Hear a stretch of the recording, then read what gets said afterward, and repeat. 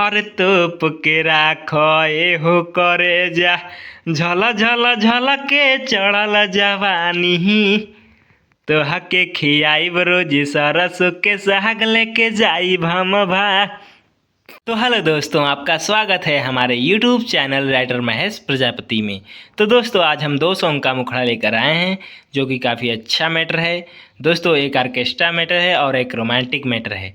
दोस्तों दोनों new track matter है। तो चलिए स्टार्ट करते हैं बिना समय गवाए मुखड़े के साथ। नाचेलु हिला के पतरी कमरिया गिरेला नोट करेंसी नमरिया। नाचेलु हिला के पतरी कमरिया गिरेला नोट करेंसी नमरिया। गोर बदनिया देखी के रनिया टपकता मुहावा से पानी। और तोप के राख एहो करे जा झल झल झल के चढ़ल जवानी।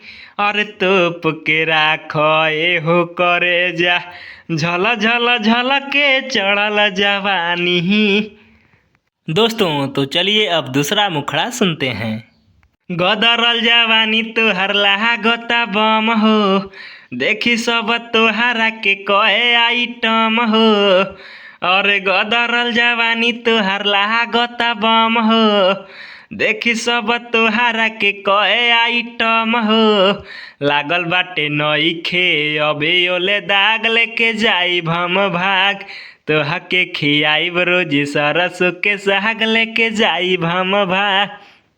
दोस्तों अगर किसी भाई को ये दोनों सॉन्ग चाहिए तो हमसे संपर्क करके इन दोनों सॉन्ग को कम से कम चार्ज में ले सकता है। हमारा नंबर चैनल के डिस्क्रिप्शन बॉक्स में दिया हुआ है।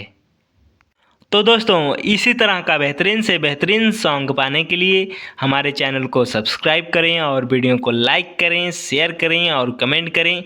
तो चलिए मिलते हैं किसी नेक्स्ट वीडियो में किसी नए ट्रैक के साथ। तब तक के लिए बाय।